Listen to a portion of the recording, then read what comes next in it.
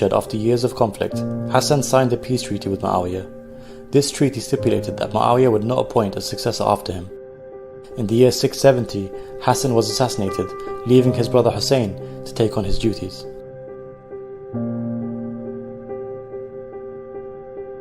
The treaty was breached when Muawiyah named his son Yazid his successor in 680, beginning the Umayyad dynasty.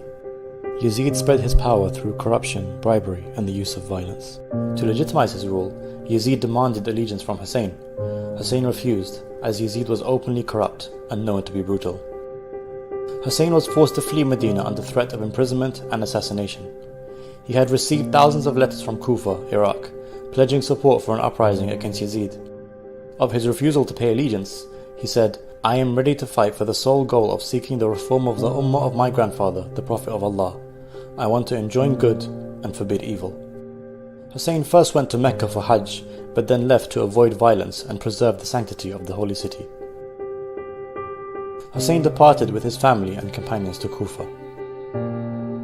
In response to the threat of rebellion from the Kufans, Yazid dispatched the governor to Kufa to quash dissent.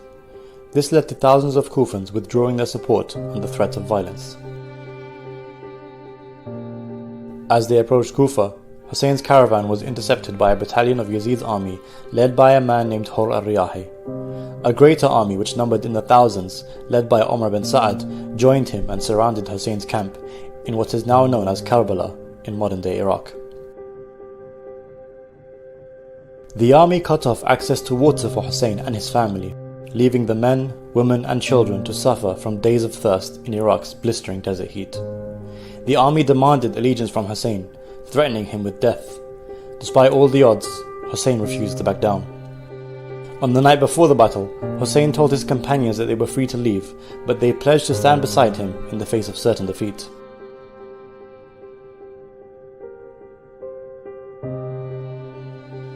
The following morning, on the 10th of Muharram, known as the day of Ashura, Husayn delivered a powerful speech, reminding the opposition that he was still the grandson of the Prophet and that he still wished to leave.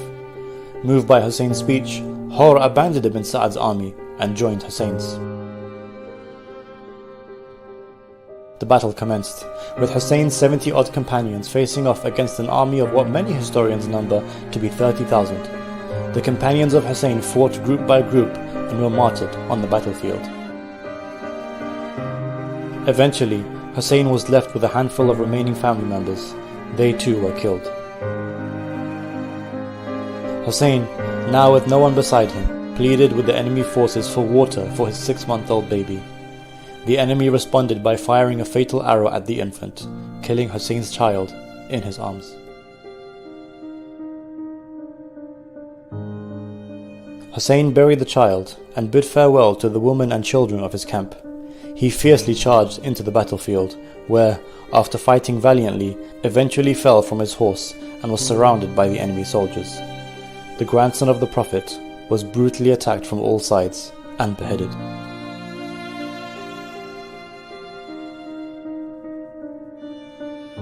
The enemy forces attacked and plundered the possession of the dead bodies as well as the camp of Husayn's family. The tents were set ablaze with the women inside, which included granddaughters of the Holy Prophet. The family were taken captive by Yazid's army, later to be paraded to Damascus in Syria. The story of Karbala shook the Muslim Ummah as news spread, launching several uprisings across the Muslim Empire. Many argue that the Battle of Karbala forever changed the course of Islamic history. The day of Ashura is mourned globally by millions of Muslims.